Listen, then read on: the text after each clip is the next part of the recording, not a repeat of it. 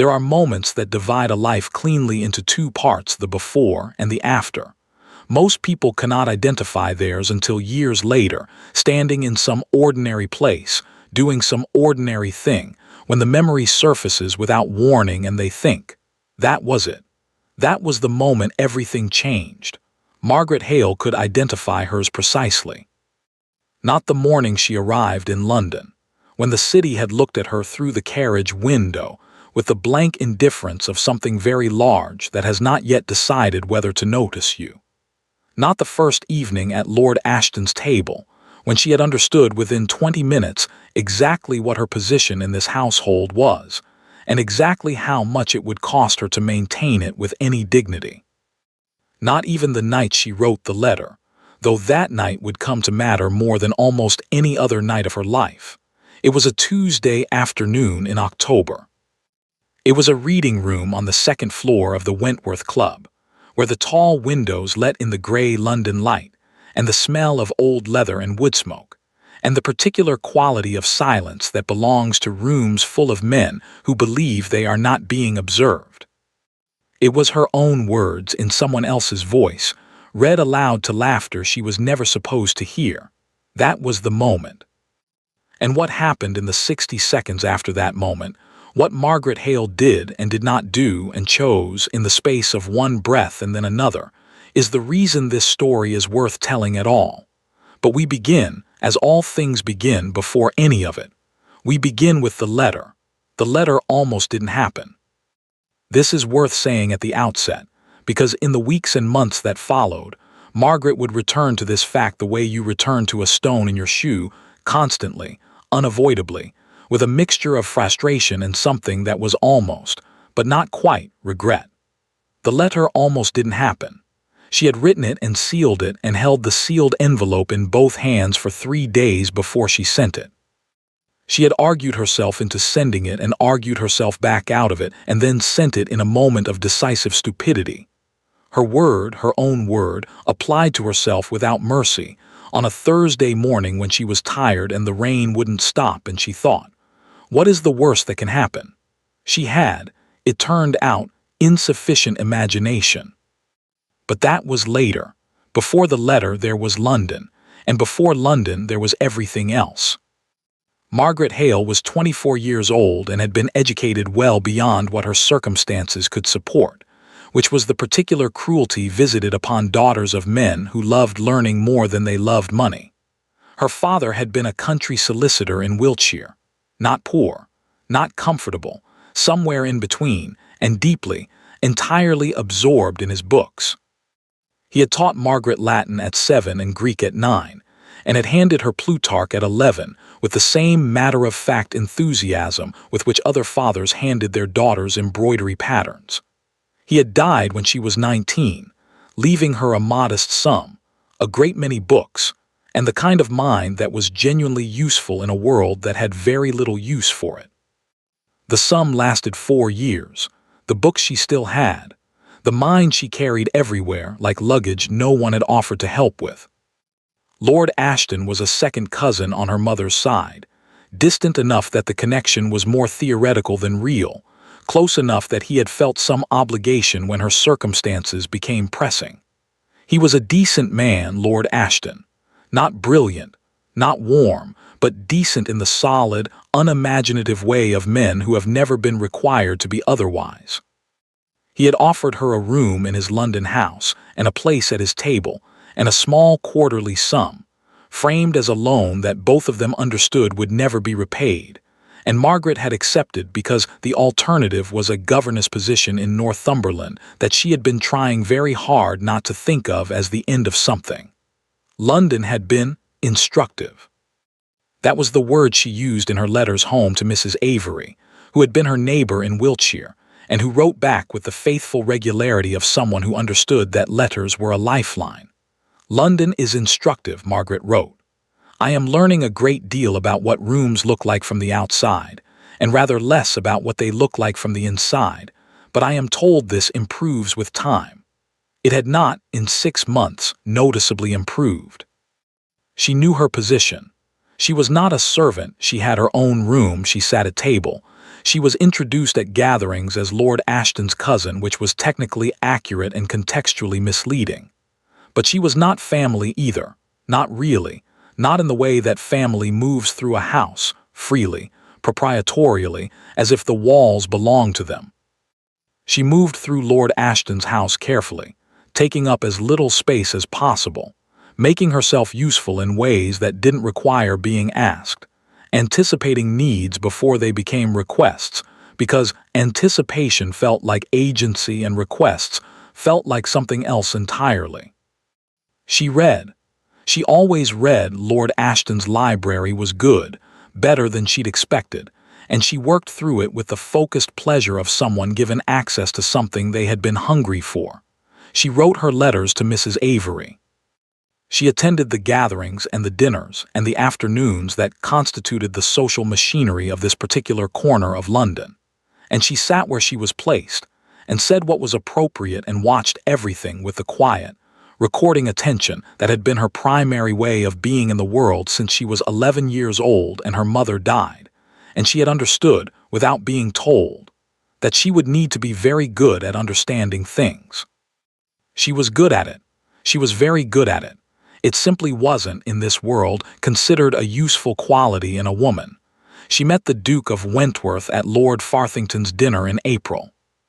This is worth saying plainly because the meeting itself was entirely unimpressive, which is often how the important ones go. No thunderclap. No significant exchange. He arrived late. She registered this because late arrivals always momentarily reorganized the room, and she had learned to track reorganizations. And he was tall and dark, and the room did its thing around him. The slight collective adjustment, the subtle reorientation, and Margaret noted this and noted him and returned to her soup. He was seated 4 places from her at a long table. He spoke to the woman on his left and the man on his right and did not speak to Margaret at all. She did not speak to him. After dinner, the party divided in the customary way, men to the library, women to the drawing room, and that was the end of it. She thought, going home in Lord Ashton's carriage, that the Duke of Wentworth was exactly what she had been told he was. Formidably intelligent, formidably private, the kind of man who wears authority the way other men wear coats, so naturally, and for so long that they have forgotten it is something they put on. She thought she would probably not speak to him. She was wrong, as it happened, but not for another 3 weeks. The second meeting was at Lady Pemberton's literary afternoon, one of those semi-regular gatherings where books were theoretically discussed and actually used as props for social performances of varying sophistication. Margaret had been looking forward to it in the private, careful way she allowed herself to look forward to things that might disappoint her, which was to say, moderately, with significant reservations. The Duke was there. This surprised her. He did not seem like a man who attended literary afternoons. He was standing near the bookshelves when she arrived, holding a volume with the focused attention of someone actually reading rather than performing reading, which was unusual enough in that room that she noticed it immediately. She found her seat. She accepted her tea. The afternoon began. Lady Pemberton introduced the evening's text, a recently published essay on the nature of memory and its relationship to language, which was more interesting than the usual fare, and which Margaret had already read twice. Discussion opened. People said the things people said at these gatherings, appreciative but non-committal, the conversational equivalent of a curtsy. And then the Duke, without looking up from his own copy, said, "The central argument doesn't hold. He's confusing the record of a thing with the thing itself. Memory isn't language. Language is what we use when memory fails us." The room paused. Margaret, before she had decided to, said, "Or language is what we use to give memory a shape it can survive in. The record isn't the thing, but without the record the thing dissolves." A longer pause. The Duke looked up. He looked at her directly, without the social preamble of finding someone in a room and deciding whether they merit attention. Just looked, as if he had heard something that required the source to be identified. "That assumes," he said, "that survival is the point." "Isn't it usually?" Margaret said. "For the memory, perhaps. not always for the person carrying it. Margaret looked at him. He looked back. Around them, the room made its small sounds of recalibration, the slight social shuffling of people who have witnessed something they weren't expecting and haven't yet decided what it means. Lady Pemberton smoothly redirected the conversation. But for the rest of the afternoon, when the discussion moved and turned and doubled back on itself, the Duke's contributions and Margaret's had a way of finding each other across the room, not always agreeing, not always at length, but with the particular quality of two people who have identified something in the other that they don't often find and are being, both of them, somewhat careful about what to do with it. Going home in the carriage, Lord Ashton said, "Wentworth seemed interested in what you had to say." "We disagreed on several points," Margaret said. "Yes," said Lord Ashton, and looked out the window and said nothing else. The weeks that followed had a shape that Margaret recognized in retrospect as the shape of something growing, slowly, carefully, in the particular way of things that grow in uncertain soil. The same gatherings, the same rooms, but with a different texture now, a different quality of attention. The Duke sought her out. Not obviously, not in the way that would have set rooms talking and Lady Pembridge warning and the whole social machinery grinding into anxious motion. Quietly, a conversation at the edge of a dinner party here, an exchange of views on a recently published pamphlet there. He asked her opinion on things and then actually waited for the answer, which she was finding was considerably rarer than it should have been. He disagreed with her often, directly, without softening, and she found this more respectful than agreement would have been. She was careful. She knew what she was and what he was and the considerable distance between those two things. She watched herself with the same attention she watched everything else, looking for the signs of foolishness she had promised herself she would not indulge in. She was 24 years old and she was not romantic and she was not naive, and she understood perfectly well that interest was not intention and attention was not promise. She was careful. And then he left for 3 weeks, an estate matter in the north, Lord Ashton said, something requiring his direct attention, and the rooms they had both been occupying went back to their normal texture. And Margaret sat in Lord Ashton's library one evening with a book she couldn't concentrate on and thought about a conversation they'd had the previous Tuesday about whether it was possible to truly know a place you hadn't grown up in, and what he'd said about his own estate.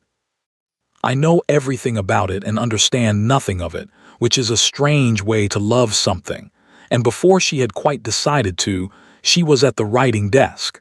She wrote for an hour. Not about feelings, not about him specifically, not in any way that named what she was beginning, reluctantly and with considerable resistance, to understand about herself. She wrote about the conversation, about the question of knowing versus understanding, about her own experience of London, about a passage in a book she'd been reading that seemed to her to address exactly what he'd been reaching for without quite finding. She wrote the way she thought, which was directly and without performance, following the idea wherever it went and trusting the reader to follow. She wrote for an hour and then she read it back and thought, "This is either very good or very stupid, and I cannot tell which." She sealed it before she could decide. She addressed it to the Duke of Wentworth, care of Lord Ashton's forwarding arrangements, and she put it on the hall table and went to bed. She lay awake for 2 hours. In the morning the letter was still on the hall table. She picked it up and put it in her pocket and carried it around for 3 days, taking it out and looking at it and putting it back. On Thursday morning it was raining and she was tired, and she stood in the entrance hall in her coat with the letter in her hand and thought, "What is the worst that can happen?" She gave it to the footman to post. She went upstairs. She did not think about it again, or rather, she thought about it constantly, in the way you think about something you have decided not to think about, which is to say it was always there, underneath everything else, a low, persistent note she had agreed with herself to ignore. 3 weeks passed. No reply came. She told herself this was fine, expected even. He was a duke and she was Lord Ashton's distant cousin in a borrowed room, and she had sent him an unsolicited letter about epistemology and the nature of knowing, which was, she could see this clearly in retrospect, an unusual thing to do. He was busy. He had an estate. He had, presumably, rather a lot of correspondence that took precedence over letters from women he had spoken to at a handful of gatherings, and who had taken leave of their senses on a rainy Thursday. She told herself all of this, and believed most of it. And then Lord Ashton announced, one morning over breakfast, that he would be visiting the Wentworth Club that Tuesday. The new reading room had recently opened its doors to female guests, accompanied, on Tuesday afternoons, a progressive gesture that had been discussed extensively in the papers, and that Lord Ashton thought Margaret might find interesting. Margaret said she would be glad to come. She said it calmly. She meant it calmly. It was a reading room, and she liked reading rooms, and the fact that it was the Wentworth Club had nothing whatsoever to do with anything. On Tuesday afternoon, she put on her good dress, the deep green one that Mrs. Avery had always said suited her, and she went. Edward Wentworth received the letter on a Wednesday. He had been at Wentworth Park for 11 days by then, 11 days of tenant meetings and drainage disputes, and the particular kind of exhaustion that comes not from physical work but from the sustained performance of being the person everyone in a room is waiting for. His steward was competent. His tenants were, on the whole, reasonable. The estate ran itself adequately and had done so for years. But there were decisions that required him, signatures, judgments, the specific weight of his name on specific documents. And so he came, twice a year, and did what was required, and then returned to London feeling simultaneously necessary and hollow.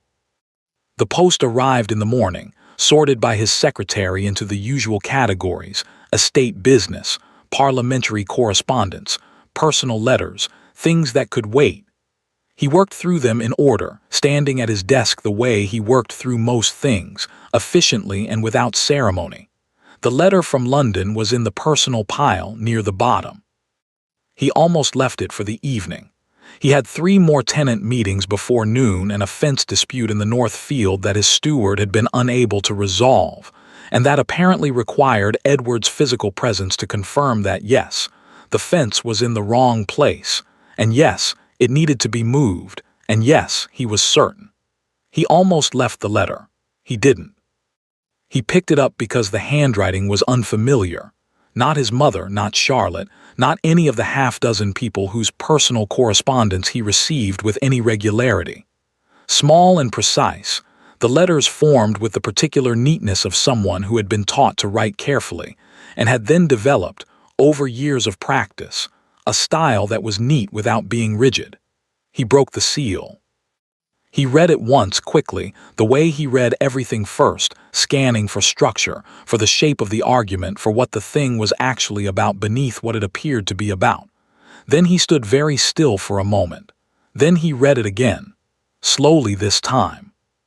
The letter was about a conversation they had had, the one at Lady Pemberton's, 3 weeks ago, about knowing versus understanding. She had been thinking about it, she said, not because she disagreed with what he'd said, or not entirely, but because she thought he had been reaching for something that the conversation hadn't quite given him room to reach.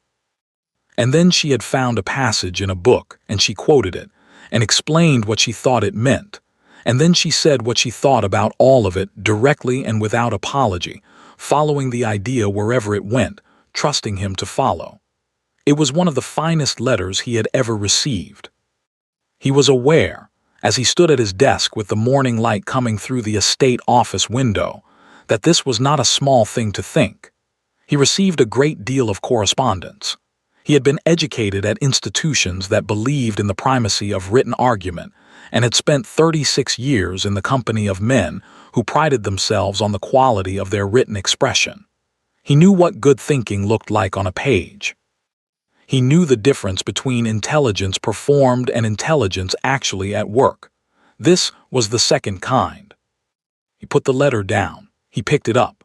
He read the last paragraph again, the one that had made him go still the first time and made him go still again now, not because of what it said about the book or about the question they had been discussing, because of what it said underneath that, the thing she hadn't named but that was present in every sentence, in the particular quality of attention she had brought to this, in the fact that she had written it at all. He put the letter in his inside coat pocket. He went to his tenant meetings. The fence was in the wrong place. He confirmed this. He signed the necessary documents. He ate lunch with his steward and discussed the drainage situation in the North Field and made 3 decisions that he would not remember making by the following week. He thought about the letter. Not about what to say in response. He would get to that. He would think about that properly when he had time to think properly, when he was back in London and had the leisure to sit and compose something that was, but about the letter itself, about the fact of it. About a woman who had sat in her cousin's borrowed room on a rainy afternoon and written him 5 pages about an idea because she had been thinking about it and had trusted him to find that worth receiving. He had not been trusted like that he couldn't remember, in a very long time. He told himself he would write back that evening. That evening he had dinner with his estate manager and 2 of his longer-standing tenants, a working dinner that ran until 11. And by the time it was finished, he was tired in the hollow way the estate always made him tired, and he told himself he would write in the morning, when he was sharper, when the response would be better for the wait. In the morning there were more meetings. He told himself again that he would write that evening, and then the following morning, and then the day after. He did not examine, too carefully, why he kept not writing. He was a man who had learned, over 36 years, that there were certain rooms inside himself that were better left unlit. He had learned this the way you learn most important things, through the specific pain of what happens when you light them. On the 5th day, he received a letter from his friend Bertram Alcott, who was in London and bored and wanted to know when Edward was returning because the club was dull without him, and there was a vote in the Lords next week that Edward would want to weigh in on. Edward wrote back the same day, promptly, efficiently, a full page. He noted, distantly and without fully looking at the noting, that he had written to Bertram immediately and had not written to Margaret Hale at all. He put this observation in the unlit room and closed the door. He returned to London on a Sunday. Monday he spent on parliamentary business. Tuesday he was at the club by noon. Bertram was already there, in his customary chair by the fire, with his customary glass and his customary air of a man who has found the precise level of comfort he intends to maintain indefinitely. "You look terrible," Bertram said pleasantly. "You look exactly the same as always," Edward said, which was true, and sat down. They talked. This was what they did here, the easy, ranging conversation of men who had known each other for 20 years and had long since stopped performing for each other. Politics, the estate situation, a mutual friend's increasingly complicated romantic entanglement, the new reading room, which Bertram found progressive and Edward found overdue, and which they debated for 20 minutes with the relaxed enjoyment of an argument neither of them needed to win. Then Bertram said, "Letter in your pocket." Edward looked at him. "You've touched it 3 times since you sat down," Bertram said. "Coat pocket, left side. Whatever it is, it's bothering you." Edward looked at the fire. After a moment he took the letter out. He should not have done it. He knew, even as he unfolded it, that he should not have done it, not here, not like this, not in this room with Bertram watching and the club settling into its afternoon rhythms around them. There are things that belong in private and things that can be shared, and he knew which category this was. He had known it from the moment he first read it. He read a passage aloud anyway. He told himself later that he hadn't meant it the way it sounded, that it was the relief of sharing something that had been sitting in his chest for 2 weeks, pressing. That Bertram was his oldest friend and would understand the context, that he had not meant to make it a performance, had not meant the slight shift in his voice, the slight comic emphasis that made Bertram raise his eyebrows and then laugh, the short surprised laugh of a man who has been given something unexpected. "Good God," Bertram said, "who is that?" "Ashton's cousin," Edward said. "Miss Hale, she's been in London 6 months. Ashton's the quiet one, dark hair, always reading." "Yes." Bertram looked at the letter with an expression that mixed amusement and something more complicated. "She writes like this. She thinks like this," Edward said, and heard, as he said it, the particular quality in his own voice, something warmer than he had intended, something that gave more away than he meant to give, and stopped. Bertram heard it too. He looked at Edward for a moment, with the attention of a man who has known someone for 20 years and does not miss much. "Have you written back?" Bertram said, a pause. "Not yet," Edward said. Bertram said nothing. He looked at the fire. He was quiet for long enough that the silence became a thing in itself, not comfortable, the way their silences usually were, but pointed, the way silences become when someone is deciding whether to say the thing they are thinking. He did not say it. Instead, he reached out and took the letter gently, briefly, and read another passage. And then, before Edward could reconsider the entire situation, Ashton's friend Lord Finch appeared in the doorway of the reading room, fresh from somewhere, in the mood for company, and settled into the third chair with the cheerful presumption of a man who has never been unwelcome anywhere and does not intend to start now. "What's that?" Finch said, nodding at the letter. "Nothing," Edward said, and took it back and folded it. But Finch had already read 2 lines over Bertram's shoulder, and Finch, Edward knew this, had always known this. It was simply a fact about Finch the way the color of his eyes was a fact, was a man who collected information the way other men collected silver. Quietly, persistently, with an eye to its eventual usefulness. Finch smiled pleasantly and asked about the vote in the Lords. The conversation moved on. Edward put the letter back in his pocket. He told himself it was fine. He told himself Finch had seen 2 lines, nothing more. He told himself he would write the response that evening, properly this time, really, and that would be the end of the discomfort that had been sitting in his chest since Wednesday. He told himself all of this. He did not write the response that evening. The following Tuesday, Lord Finch was in the reading room when Edward arrived. This was not unusual. Finch was often at the club. What was unusual was the small group around him, and the particular quality of attention in the room, and the fact that Finch was holding something that Edward recognized from across the room before he was close enough to see it clearly. He recognized the handwriting first. Small and precise, neat without being rigid. "And I think this is what you were reaching for, though perhaps you didn't have the words for it yet, which is not a criticism, only an observation that some ideas arrive before their language does, and the waiting is not wasted time." Finch's voice. Margaret's words. Edward stopped walking. The men around Finch were listening with the expressions of men being entertained, not cruelly, not with any particular malice, the way an audience is entertained by something unexpected and slightly absurd. Someone laughed, a short laugh, more surprised than unkind. Edward stood very still. And then he heard, from somewhere behind him and to his left, the quality of the room change. Not loudly, not dramatically, just a shift, a slight holding of breath, the way rooms shift when something has happened that cannot be unhappened. He turned. Margaret Hale was standing 6 feet behind him. She was in a dark green dress he had not seen before, and she was standing very straight, and her face was, he would think about her face for a long time afterward, trying to find the right word for what it was doing. Not devastated, not angry, not in the visible, hot way of anger. Something that had been several things at once and had chosen, in the moment he turned to look at her, to be none of them.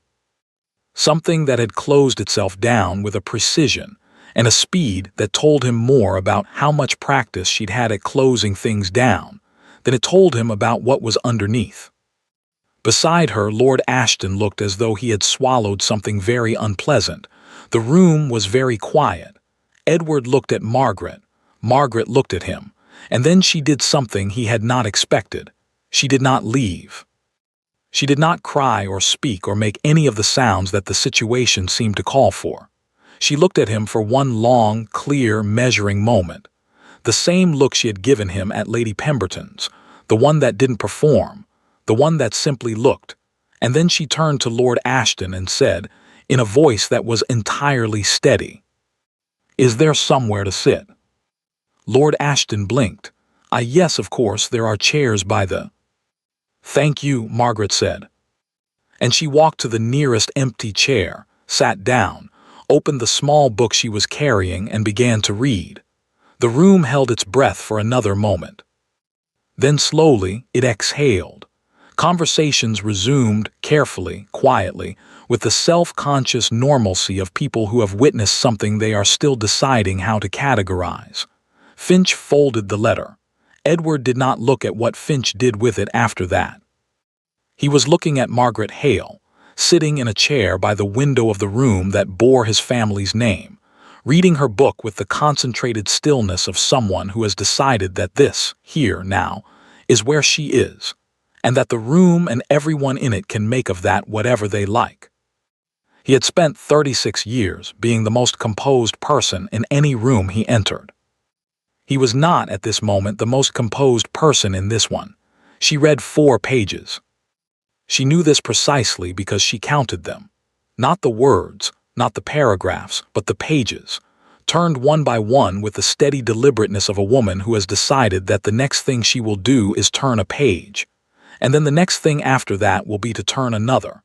And if she continues in this fashion long enough, the afternoon will eventually end, and she will be in a carriage going home, and this will be behind her. Page 1. The words moved past her eyes without leaving anything behind. She retained nothing, not a sentence, not a phrase, not the shape of a single argument. It didn't matter. The point was not the reading. The point was the appearance of the reading, which was the only armor she had available to her in this room on this Tuesday afternoon, and she was going to wear it until she could leave without it looking like flight. Page 2. Around her, the room had resumed itself. She could hear it, the careful, resumed quality of conversations that had been interrupted and were now being deliberately restarted, the specific social effort of men who have witnessed something uncomfortable and are choosing, collectively, to perform normalcy. She was grateful for this. In the distant, detached way she was capable of being grateful for things at the present moment. She did not want to be witnessed. She did not want the room's attention, which had rested on her for approximately 45 seconds after she sat down and had now, mercifully, moved elsewhere. She turned page 3. She was aware of him. She did not look up, had not looked up since she sat down, would not look up, had made this decision with the same clarity with which she had made the decision to sit rather than leave. But she was aware of him the way you are aware of something large and warm in your peripheral vision. He had not moved from where she had last seen him. She could feel the specific quality of his stillness across the room, which was different from the stillness of the other men, less comfortable, more contained, the stillness of someone holding something in rather than someone at rest. Good, she thought, and was immediately ashamed of the thought, and then immediately stopped being ashamed of it because she was allowed, she was entirely allowed. She had earned this one small, mean thought, and she was going to keep it. Page 4. Lord Ashton materialized in the chair beside her, lowering himself into it with the careful movements of a large man trying to be unobtrusive, which he was not succeeding at, but she appreciated the effort. "Margaret," he said very quietly. "I'm nearly finished with this chapter," she said, a pause. "We can leave whenever you—" "I'm nearly finished with this chapter," she said again. Same tone, same volume, not sharp. She didn't have sharp available to her at the present moment, couldn't afford it, but she had steady and she was using every bit of it. Lord Ashton subsided. She turned page 4. What she did not allow herself to think about in those 40 minutes in the reading room, the 40 minutes she stayed, which was long enough to be a choice and not long enough to be a statement, or so she calibrated, was the content of what she had heard. She would think about it later. She would have to think about it later. But not here, not now, not with him 15 feet away and the room half listening, and her only protection being the appearance of a woman who was perfectly fine and reading a book. She had heard her own words. That was the fact of it, the bare fact, and she kept it bare, did not dress it, did not examine it. did not let herself feel the specific quality of what it was to hear your own words coming out of someone else's mouth in a room you were not supposed to be in. She had heard them and she had recognized them, and she had stood very still and let the recognition move through her the way cold water moves through you, fast, total, leaving you knowing exactly what temperature the world is. And then she had sat down. She had sat down because leaving was the thing that would be remembered. Leaving was the image that would carry Margaret Hale, who could not bear it, who fled, who confirmed by her flight that there was something to flee from. She had understood this in the 2 seconds between hearing her words and making her decision, and she had made the decision the way she made most decisions, quickly, clearly, with a full accounting of what it would cost her. It would cost her 40 minutes in a chair. She could pay that. What she would not pay was the alternative. She turned the last page of the chapter. She closed the book. She placed it in her lap. She looked out the window at the gray October London, the wet rooftops, the pigeons, the perfectly ordinary afternoon proceeding outside as if nothing had happened inside, which was, she supposed, accurate. Nothing had happened from the city's perspective. A woman had stood in a room and heard something and sat down. This happened every day in various forms to various women in various rooms. The city didn't notice. The city never noticed. She became aware, by some peripheral sense she couldn't have named, that he was moving. She did not look up. She heard his footsteps, measured, unhurried, the walk of a man who has decided to do something and is doing it at his own pace. She heard them cross the room. She heard them stop. She looked up. He was standing 4 feet from her chair. He was not performing anything, not the social face, not the public composure, not the managed expression she had catalogued over months of watching him in rooms.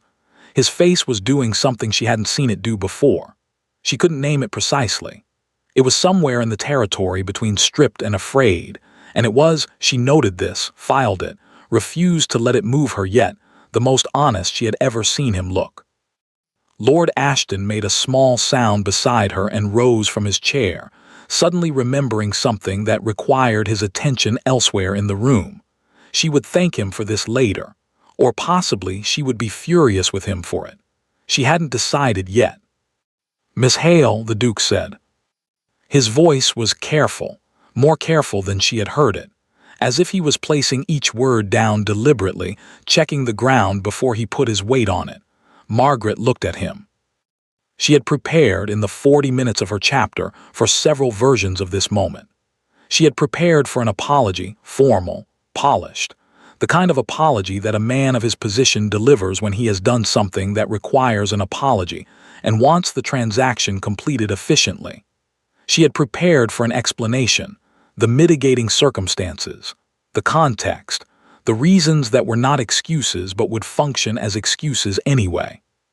She had prepared even for nothing, for him to not approach at all, to let the afternoon conclude without acknowledgement, which would have been its own kind of statement. She had not prepared for his face looking like that. "I have no excuse to offer you," he said. "I want to be clear about that at the outset. What I did was," he stopped. She could see him rejecting words, reaching for one, finding it insufficient, setting it down. "It was a betrayal," he said finally, "of your trust and of your words and of," another stop, "of something I should have valued considerably more carefully than I did." Margaret said nothing. "I am sorry," he said. "That is inadequate. I know it's inadequate. But it is what I have to offer you at the moment, and I wanted to offer it before you left." A pause. Margaret looked at him for a long time, the long, unhurried looking that she didn't perform but simply did, when she needed to understand something. She thought about 40 minutes of turned pages. She thought about her own words in someone else's voice. She thought about 3 weeks of silence, the letter sitting in his pocket, presumably, being carried around like a stone he couldn't put down and couldn't throw away, which was its own kind of information, which she was not yet ready to do anything with. She thought about all of this, and then she said, very quietly and very clearly, "You did not write back." He held her gaze. "No." "For 3 weeks." "Yes." "And instead of writing back," she said, "you read it aloud." Not he stopped. Started again because whatever the qualification was, he had decided not to make it. Yes, he said simply. She nodded once. The small, precise nod of someone receiving a confirmation they had already known but needed to hear said plainly. She stood up.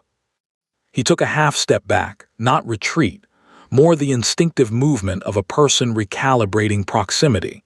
And she was now standing on the same level as him, which changed the quality of the conversation in some small but significant way. I am going to leave now, she said. Not because I cannot bear to be here, I want to be clear about that. I know, he said quietly. I am leaving because I have been here long enough.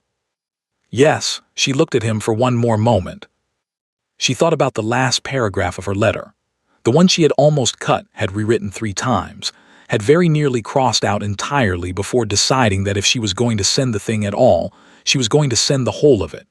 She wondered for the first time whether he had reached it, whether Finch had read that far, whether those words had been in the room before she arrived or whether they were still, somehow, by some accident of timing, only his. She picked up her book.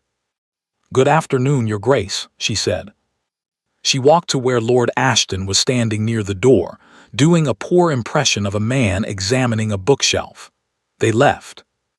In the carriage, Lord Ashton said nothing for a full 5 minutes. This was, Margaret thought, possibly the most considerate thing he had ever done. Then he said, Margaret, I don't know what to say, I'm deeply sorry. You didn't know, she said. I should have when I heard, I should have. You didn't know, she said again, gently because he was genuinely distressed and it was not his fault and she had enough to carry without adding his guilt to it. No one could have known. He subsided. The carriage moved through the London streets. It was raining now, of course it was raining. It had been raining the morning she sent the letter and it was raining now, as if the city had decided to maintain a consistent meteorological commentary on her decisions. She looked out the window. She let herself, now that she was alone, or near enough to alone, Lord Ashton had gone somewhere inside himself and was staring at the opposite seat with the expression of a man doing penance. She let herself feel it. Not all of it. Not the full weight of it, not yet. She wasn't ready for that. She would need to be somewhere very private and very quiet for the full weight of it. But some of it. The specific humiliation of it, which was different from ordinary humiliation because it had happened to her words, not to her appearance or her position or her lack of the right connections, but to the thing she had written at 2 in the morning because she was thinking and trusted him to find that worth receiving. Her words in his voice for laughter. And underneath that deeper, quieter, the thing she had least prepared for and found hardest to hold, the 3 weeks of silence. The letter, carried for 3 weeks without reply.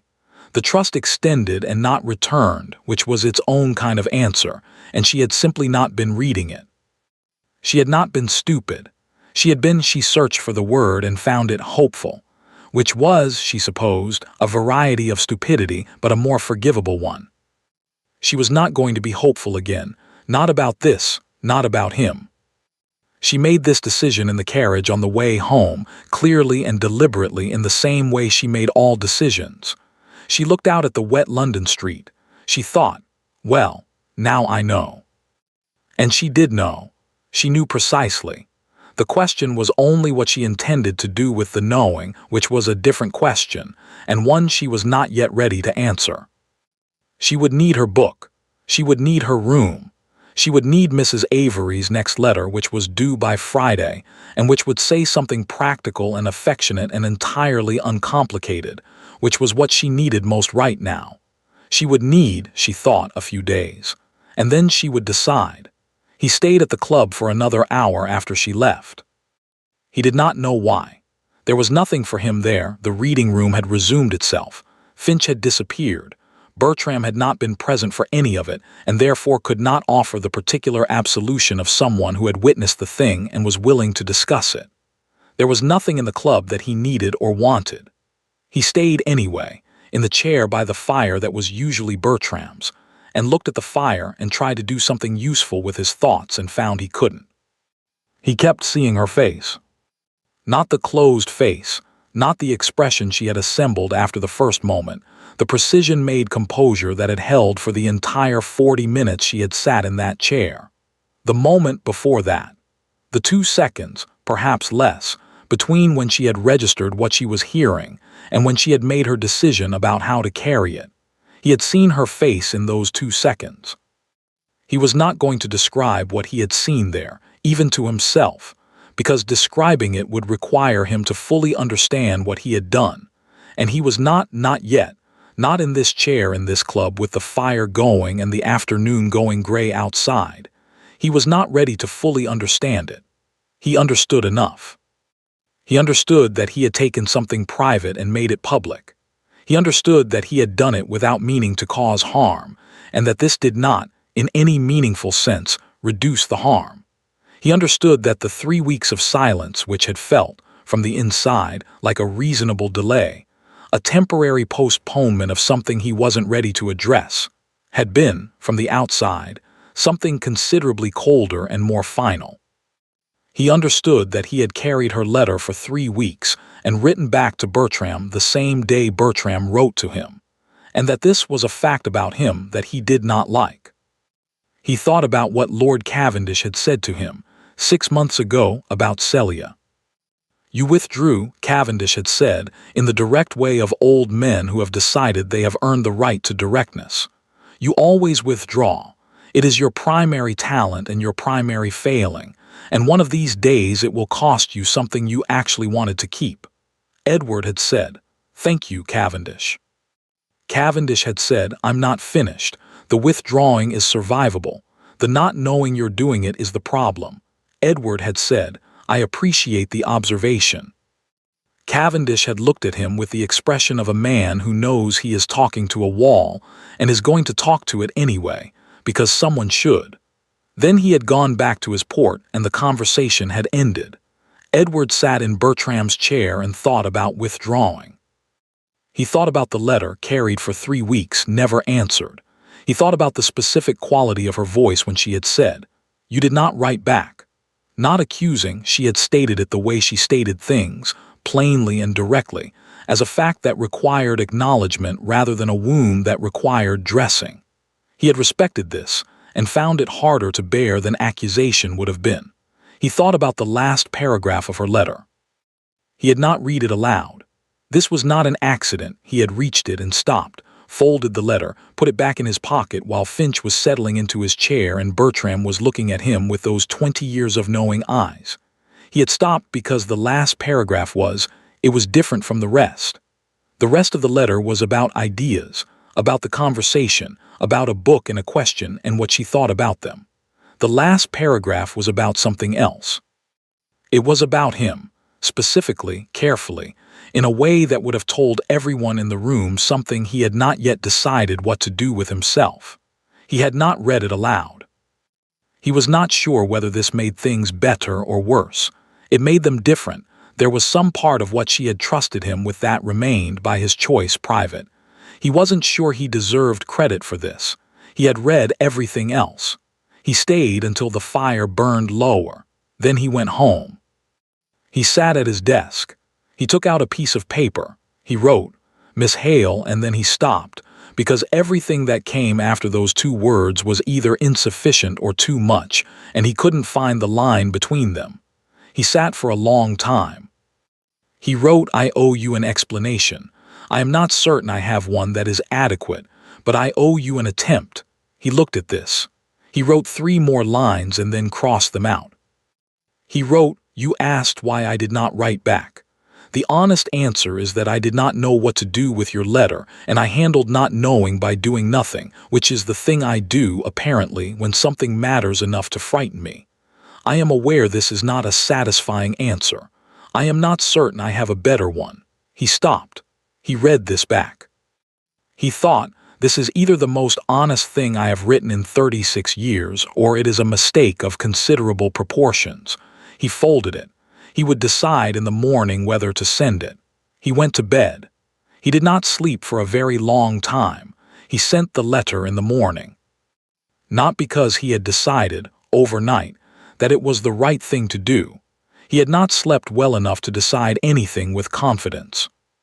He sent it because he woke at 6 with the particular clarity of a man who has run out of postponements, who has looked at the available options and found that all of them require something of him, and that the one requiring the most honest thing is also, perhaps, the one he can live with, and he got up and reread what he had written and thought.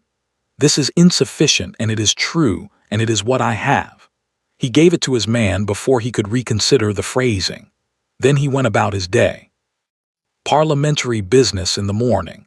A committee meeting on agricultural reform that required his attention and received approximately half of it, the other half being occupied with a question he kept returning to without meaning to: whether she had received the letter, and whether she had read it, and what her face had done when she did. He had no way of knowing any of this. This was, he recognized, the precise and deserved consequence of being a man who had spent 36 years arranging his life, so that he always knew the relevant information before he needed it. He was competent at this. He had systems, people who told him things, structures that kept him informed, the accumulated intelligence of a title, and a social position that meant very little that mattered happened near him without his eventually knowing of it. He was not accustomed to the specific discomfort of having done something and then having to wait, without recourse, to understand its effects. He did not like it.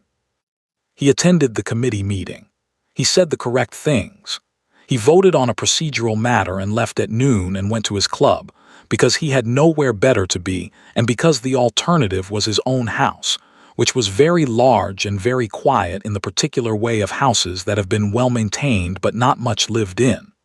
Lord Cavendish was in his customary chair. Cavendish was 73 and had been a member of the Wentworth Club longer than Edward had been alive, which was one of several reasons Edward had always found him worth listening to. He was reading a newspaper with the complete absorption of a man who has reduced his life to its essential pleasures and intends to enjoy them without interruption. He looked up when Edward sat across from him. He looked at Edward for a moment. "Sit down," he said, though Edward was already sitting. It was the kind of thing Cavendish said, the instruction that arrived slightly after the fact, asserting authority over something that had already happened, because Cavendish had been asserting authority for 73 years and had no intention of stopping on account of timing. "I heard about Tuesday," Cavendish said. Edward said nothing. "Finch told me." Cavendish folded his newspaper with the precise, unhurried movements of a man who has done everything unhurriedly for so long that haste has become literally inconceivable to him. He seemed to think it was amusing. I disabused him of this impression. "Thank you," Edward said. "I didn't do it for you," Cavendish said. "I did it because Finch is an idiot and I find his idiocy in small doses correctable." He looked at Edward steadily. "The woman wrote you a letter." "Yes." "A serious letter about ideas." "Yes." "And you carried it for 3 weeks, during which time you did not respond, and then you read portions of it aloud in a room full of men." Cavendish paused. "Have I understood the situation correctly?" "Yes," Edward said. Cavendish looked at him for a long moment, with the expression of a man assembling a verdict. "That woman," he said finally, "is considerably smarter than you," Edward said. "I am aware.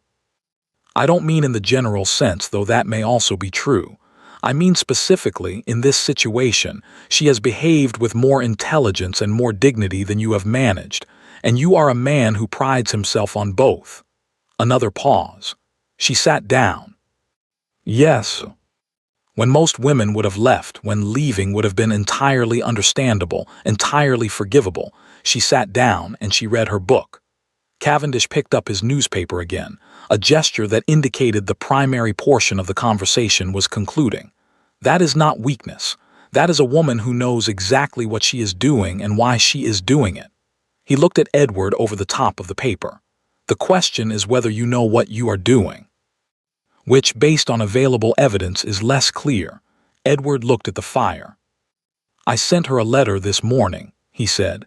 Cavendish lowered the newspaper a fraction. Apologizing, Edward said, and explaining as much as I could explain. A pause. Was it honest? Cavendish said. More honest than comfortable. Cavendish raised the newspaper again. Good, he said, that's the right direction. He turned a page. Now leave me alone, I'm reading. Edward left him alone. He went home. The reply came 2 days later. 2 days during which he went about his life with the surface competence of a man who has a great deal of practice at surface competence, and during which he checked, twice, whether the post had arrived, and found himself standing in his entrance hall looking at letters addressed to him with the specific focused attention of a man who is looking for one letter in particular, and is trying not to look like he is looking. He found it on Thursday morning, plain seal, plain paper, the handwriting he recognized before he picked it up. He took it to his study. He read it standing, as he read everything, but he did not read it fast. She had not written much, half a page less, but it was the particular quality of the half page that mattered. She had read his letter, she said. She appreciated the honesty of it, which was different, she said, from appreciating the letter itself, and she wanted him to understand the difference. She was not certain what she wanted to say in response. She was not certain, she said, that she had anything to say at the present moment that would be useful to either of them. She needed time to think, and she intended to take it, and she would not pretend otherwise. She did not say that she forgave him. She did not say that she did not. Said, I'm not in the habit of making decisions while angry. I find anger clarifying in some ways and distorting in others, and I prefer to wait until I can tell the difference. When I can, I will write again. I hope you will extend me the same courtesy you failed to extend before, which is to say, patience, and the basic assumption that what I have to say is worth waiting for. Then, M.H. Edward read this 3 times. Then he sat down, which he almost never did when reading correspondence. He thought about the same courtesy you failed to extend before. He thought about the precision of it, not cruel, not overwrought, simply accurate. The word failed placed exactly where it needed to be, doing exactly the work it needed to do, without apology or softening because it didn't require any. He thought, she is extraordinarily good with language. He thought, she trusted me with that, and I read it aloud to Finch. He put the letter in the drawer of his desk, the private drawer, the one his secretary never opened, and went back to his day. He would wait. He was not good at waiting. He knew this about himself. It was one of the things he knew clearly and had never successfully changed, the impatience that lived underneath the composed surface, the need to resolve things, close things, move forward to the next item. He was not good at leaving things open. He was going to wait anyway. He owed her that much. He owed her considerably more than that, but patience was what she had asked for, and it was what he had to give her, and so he would give it fully, genuinely, for however long it took. He went about his life. He did not check the post with any unusual frequency. He was, he told himself, managing this well. He was not, Bertram told him the following Tuesday, managing it well at all. Bertram had heard, of course. Bertram always heard, not from Finch, he said, with a distaste that suggested Finch had tried and been rebuffed, but from Alcott Sr., who had been in the reading room and whose version of events, Bertram implied, had been rather more favorable to Edward than the version Finch was circulating. They were at the club, the reading room. Edward had not been back since Tuesday and was back now partly because avoiding it felt like the kind of thing that would compound the original error, and partly because, he admitted this at least to himself, he was hoping, distantly and without allowing the hope to become expectation, that she might be here. She was not here. She's not coming, Bertram said, reading him with the infuriating accuracy of 20 years. Not yet, possibly not for a while. I'm not, Edward began. You're looking at the door, Bertram said. You've looked at it 4 times since we sat down. It's been 11 minutes. Edward looked at the fire instead. Tell me what happened, Bertram said. Not the social version, he had heard the social version. He meant the real one. So Edward told him. All of it, the letter arriving at the estate, the reading of it, the 3 weeks of carrying it without reply, the Tuesday, her face, the 40 minutes she had spent in the chair, what she had said when he approached her, what he had said, how she had left. He told it plainly, and without the mitigations he might have offered a less familiar audience, because Bertram would have seen through the mitigations, and the effort of constructing them would have been exhausting. Bertram listened without interrupting, which was unusual for Bertram. When Edward finished, Bertram was quiet for a moment. "The last paragraph," he said. "You didn't read it." "No." "Why not?" Edward looked at the fire. Because it was hers, specifically, not the kind of thing. He stopped. "Not the kind of thing you read aloud," Bertram said. No, another silence. "What did it say?" Bertram said. "That's not." "I'm not asking out of curiosity," Bertram said, with a patience that was slightly pointed. "I'm asking because I think it matters. I think whatever she wrote in that last paragraph is the part of this you haven't dealt with yet, and I think that's why you're sitting here looking at the door every 3 minutes." Edward looked at the fire for a long time. "She said," he began, and then stopped and then started again because Bertram was right and he was tired of the unlit rooms. "She said that she thought that there was something in the way I engaged with ideas that she hadn't encountered before, that I seemed to her like someone who was genuinely looking for things, rather than confirming what he already knew. And she said," he stopped again, pressed on. "She said she wasn't sure what to do with that. Because it was easier," she said, "to be around people who weren't looking for anything. People who were looking for things had a way of making you want to look too. And she wasn't sure," she said, "whether that was something she could afford." He stopped. The fire made its small sounds. "She wrote that to you," Bertram said, quietly, not a question. "Yes." "And you carried it for 3 weeks." "Yes." "And then you read the rest of it to Finch." "Yes," Edward said, the word landing the way it landed every time he said it, flat and unmitigated and exactly what it was. Bertram was quiet for a long moment. "You know," he said finally, "for someone who is genuinely looking for things, you are remarkably good at not seeing what's directly in front of you."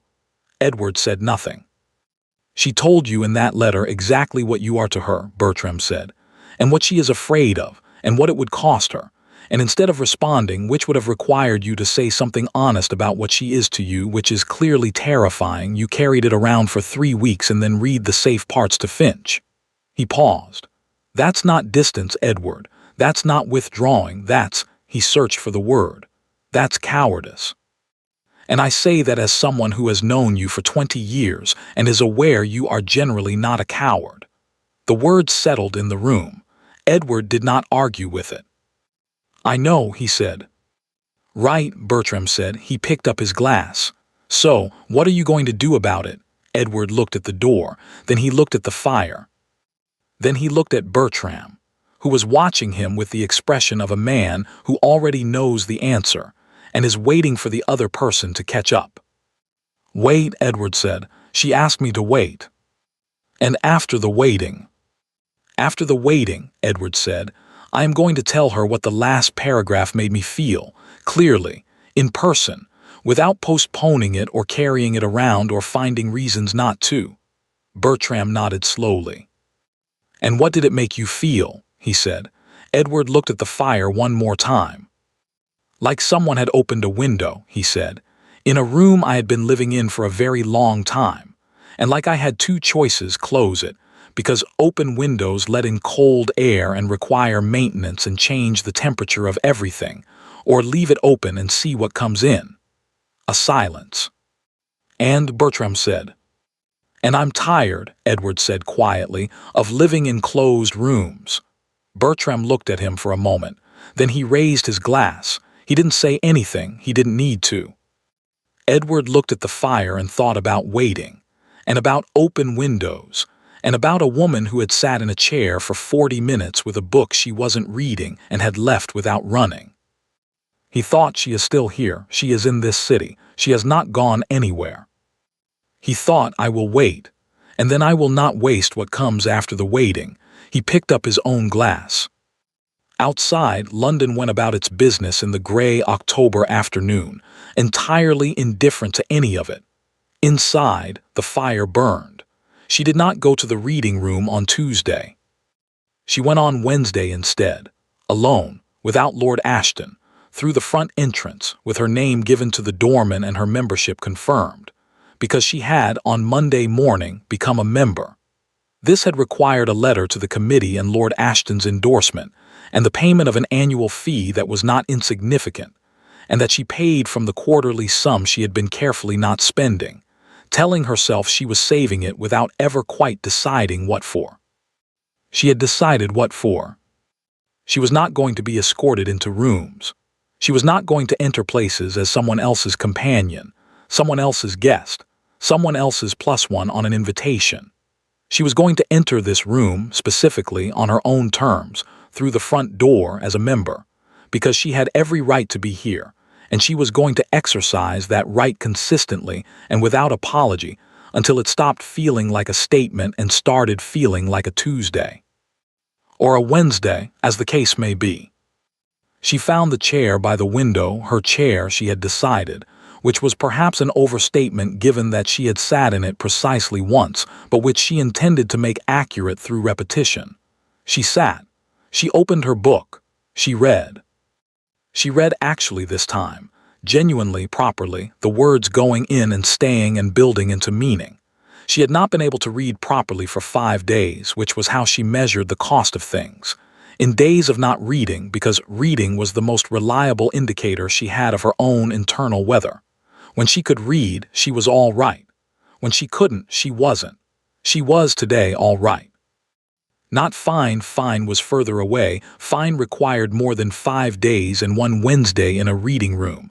But all right, functional, in possession of herself, which was what mattered most. She had read his letter 4 times. She had made herself wait 24 hours before reading it, because she had meant what she said about anger being distorting, and she had been angry, was still angry, would be angry for some time yet, had made her peace with this, and she wanted to read it with as clear a head as she could manage. So she had waited. She had written to Mrs. Avery. She had helped Lord Ashton with some correspondence that needed no help, and that she offered to help with anyway, because being useful grounded her. She had slept badly and woken up and read his letter. It was honest. This was the thing she kept returning to, with the suspicious attention of someone checking a gift for hidden costs. It was honest, not polished, not the kind of letter a man of his position might have produced if he had been trying to produce an impressive apology. It was uneven, slightly halting, reaching for words and not always finding the right ones, which was unusual enough in his writing that it told her something real. He had not performed this. He had written it the way she had written hers, following the thing wherever it went and trusting the reader to follow. She wasn't sure what to do with that. She read for 2 hours. She drank the tea that was brought without her asking for it. The reading room staff had apparently noted her preference from the previous visit, which pleased her in a small, quiet way. She turned pages. She thought about things and let the thinking be what it was, not conclusions, not decisions, just the movement of a mind through a problem it was not yet ready to solve. At 3:30 the door opened. She did not look up. She heard the footsteps. She recognized them with a specificity that she found mildly alarming and filed away to examine at a later date, and she turned a page and kept her eyes on it and waited. The footsteps stopped some distance away. She heard a chair. Silence. She read her page. She turned to the next one. 5 minutes passed. 10. The room held its Tuesday, Wednesday atmosphere around them, the fire, the light, the other members occupying their own chairs and their own silences. He did not approach her. She had half expected him to, had half prepared for it, had her response assembled more or less, a measured acknowledgement that would neither invite nor dismiss. She had it ready. He did not use it. He sat across the room and read his own book and left her entirely, completely, respectfully alone. At 4 o'clock she closed her book. She gathered her things, she stood. She looked across the room. He was looking at her, not performing anything, just looking, With the directness she had come to understand was simply how he looked at things he was paying attention to, stripped of the social management that covered everything else. When their eyes met, he did not look away, and he did not speak, and he did not do anything except hold her gaze with an expression she was beginning to be able to read. He was waiting. She looked at him for a moment. Then she gave him the smallest nod, precise, minimal, barely anything at all, and yet something. An acknowledgement, a receipt. Not forgiveness, not yet, not close to yet, but not nothing either. She left. On the street outside, in the gray October air, she stood for a moment and breathed. Then she went home. She sat at her desk. She took out paper. She wrote to Mrs. Avery, "He is waiting. I did not expect him to be patient. I don't know yet what to do with patience in this particular person. It is new information and I am still accounting for it. I will write more when I know more. Your Margaret." She sealed it. She went to bed. She slept for the first time in 5 days without difficulty. October became November the way London seasons changed, not with any particular drama, but with an accumulation of small evidences that added up, eventually, to a different month. The light shifted. The air acquired an edge. The fires in Lord Ashton's house were lit earlier each evening, and the sound of rain on the windows changed character from the percussive rain of autumn to the steady, gray, purposeful rain of a city settling in for the long work of winter. Margaret noticed these things the way she noticed everything, carefully, at a slight remove, filing them alongside everything else. She went to the reading room on Wednesdays. This had become, without either of them formally establishing it, a fact. She arrived at 2:30. She sat in the chair by the window. She read. He arrived sometimes before her, sometimes after, and sat across the room and also read, and they occupied the same space for approximately 90 minutes each week with the careful, considered distance of two people who have come to an unspoken agreement about what the distance means and are, for the present, honoring it. They did not speak. Not because they were avoiding it, or not only because of that, but because the silence had become, in some way she hadn't anticipated, its own kind of conversation. It had a quality to it, their Wednesday silence, that was different from the silence of strangers and different from the silence of people who have nothing to say. It was the silence of people who have too much to say and are taking their time about it, which felt, to Margaret, more respectful than premature words would have been. She was still angry. She was also, she admitted to herself on the third Wednesday, something else. She hadn't named it yet. She was not ready to name it. But it was there, underneath the anger, coexisting with it in the complicated way that feelings coexist when you are honest enough to acknowledge all of them. A warmth she was keeping at a careful distance, like a fire you appreciate but don't stand too close to. She had told Mrs. Avery about the Wednesdays. Mrs. Avery had written back. This sounds, Margaret, like two very stubborn people being very careful with each other, which is either very sensible or very slow, depending on what you want to happen. What do you want to happen? Margaret had read this 3 times, and not answered it and written about something else entirely. She knew what she wanted to happen. She simply wasn't certain yet whether what she wanted was something she could afford. Lord Finch arrived at the reading room on the second Wednesday of November. She saw him before he saw her, registered him in the doorway with the quick, cataloging attention she gave to everyone who entered a room, assigning him immediately and accurately to the category she had placed him in since the day she understood who had been holding her letter. She returned to her book. He found her anyway. He was good at finding people. She had observed this, in the week since Tuesday, watching him move through the social rooms of their shared circuit.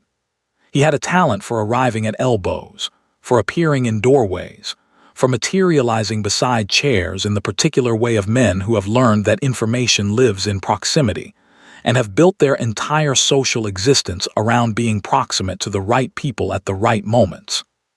"Miss Hale," he said, settling into the chair beside her with an ease that assumed welcome. "What a pleasant coincidence." Margaret looked at him. He was handsome in the superficial way of men who have always been handsome and have learned to rely on it. Good features arranged pleasantly, an easy smile, the relaxed confidence of someone who has never walked into a room and wondered whether he was wanted there. She supposed some people found this charming. She found it, at the present moment, approximately as charming as a very well-made trap. "Lord Finch," she said. "I hope I'm not interrupting." "You are," she said pleasantly, "but please go on." A flicker of something, surprise, recalibration, and then the smile again, slightly adjusted. He was adaptable, she noted. That was worth knowing. "I wanted to say," he began in the tone of a man who has prepared an opening but is pretending he hasn't, "that I owe you an apology for my part in what happened 2 weeks ago." Margaret looked at him steadily. "I was not kind," he said. "I should have, when Edward began reading, I should have redirected the conversation. I did not, and I am sorry for it." She considered this. It was, she thought, a well-constructed apology. It acknowledged a specific failing, expressed regret, and stopped there, no mitigations, no explanations that functioned as excuses, no requests for absolution. It was also, she thought, not quite the whole truth. He had not merely failed to redirect. He had held the letter. He had read from it. He had done both of these things with the cheerful enthusiasm of a man who has been given an entertaining toy. But she was not, at the present moment, interested in prosecuting Lord Finch. She was interested in understanding him, which was a different project. "I appreciate you saying so," she said. "You're very gracious." "I'm not particularly," she said. "I'm practical. Gracious and practical look similar from the outside." Another flicker, another recalibration, and then something very briefly, very quickly, there and gone, that might have been genuine amusement. "I see why he found the letter interesting," Finch said. Margaret looked at her book. "I don't say that to be impertinent," he said, with a shift in tone that she filed away, quieter, slightly less polished, the register of someone saying something they actually mean rather than something they have prepared. "I say it because I have known Edward Wentworth for 15 years, and I have not in 15 years seen him carry a letter around for 3 weeks. Margaret said nothing. "He doesn't keep things," Finch said. It's a thing about him. He processes and moves on. Correspondence answered and filed. Problems resolved and closed. He is extraordinarily efficient about everything." A pause. "He carried your letter for 3 weeks. That is, for Edward, that is," he seemed to be searching for the right word. "That is the equivalent of another man doing something very dramatic indeed." Margaret looked at him. She thought, "This is information." She thought, "I am not certain I trust the source." She thought, "Both of these things can be true simultaneously." "Why are you telling me this?" she said. Finch looked at her for a moment. The easy social face had settled into something slightly more genuine, not entirely, perhaps not capable of entirely, but more. "Because," he said, "I made a mess of something that didn't need to be a mess, and I would like to not unmake it because I can't, but perhaps not make it worse." He paused. "And because I genuinely think you are formidable, Miss Hale. And I find formidable women interesting, which I am aware is not a particularly useful thing to say, but there it is." Margaret held his gaze for a moment. Then she said, "The letter, before you read it, did you read all of it?" A pause. "No," he said. "Edward stopped me at a certain point, took it back." He looked at her steadily. "He didn't read the last paragraph, I want you to know that. Whatever he did, and I know what he did, I was there, I was part of it, he stopped before the end. I saw his face when he stopped." He paused. "I don't know what's in the last paragraph, I don't want to know, but I think you should know that he stopped." Margaret looked at her hands. She already knew this. She had known it, had suspected it, and confirmed it against the text of what she had heard and what she remembered writing since the Tuesday itself. She had known it and had not known what to do with the knowing because it complicated the clean lines of what had happened in a way she was not yet ready to deal with. She was not ready to deal with it now either, but she said, "Thank you," and she meant it, partially. Enough. Finch rose. He gave her a nod, genuine, without the social gloss, and left. Margaret looked at her book. She did not read. She thought about what he had said. He doesn't keep things. She thought about 3 weeks of silence and a letter in a coat pocket and a man who had read most of it aloud and stopped before the end, which was what exactly? Not redemption, not absolution, but something. Some line he had drawn, something he had held back, some last piece of her that he had decided, in whatever remained of his judgment in that moment, was not for the room. She was not going to make too much of this. She was also not, she acknowledged, going to make nothing of it. She thought about Mrs. Avery's question. What do you want to happen? She thought, I want what I wanted before any of this. I want the conversations at Lady Pemberton's and the arguments about ideas and the specific quality of being listened to by someone who is genuinely listening. She stopped. I want not to have to be careful all the time. I want one person in this city who asks what I think because he wants to know the answer. She thought, I want something I am not at all certain is safe to want. She picked up her book. She read one page and then she looked up. He was in his chair across the room. He had arrived while Finch was talking. She had registered it peripherally, had not looked. He was looking at her now with the direct, unmanaged attention that she was beginning to understand was simply how he was, underneath the composed surface, when he stopped performing and started actually being present. He did not look away. She did not look away. 10 seconds, perhaps 15. An accountable quantity of time in which two people looked at each other across a room and neither of them performed anything. Then Margaret looked back at her book. But she was almost, not quite, not ready to admit entirely, almost smiling. He saw Finch leave. He had watched the conversation from across the room with the particular alertness of a man who has no right to interfere and is aware of it, and is interfering only in the most passive and involuntary way. Which is to say, watching, without moving, without approaching, with his hands folded on his book and his attention entirely elsewhere. He had not been able to read a word since Finch sat down beside her. He watched her face, at this distance, without being able to hear the conversation. Her face was the only text available to him, and he read it with the close attention he gave to things that mattered. He watched her register Finch. He watched her listen. He watched the small, precise adjustments, not defensiveness, not warmth exactly, something more considered than either, the expression of a woman sorting information as it arrives and making real-time decisions about what to do with it. He watched her ask something, one sentence direct, her chin slightly lifted. He watched Finch answer. He watched what the answer did to her face, a stilling, a looking inward that lasted a second and then resolved. And then she said something else and Finch nodded and left. And then she had looked at her book, and then she had looked up, and they had looked at each other for whatever span of time that was. He had not counted it, had not been capable of counting anything at that moment, and he had held her gaze and she had held his, and then she had looked away.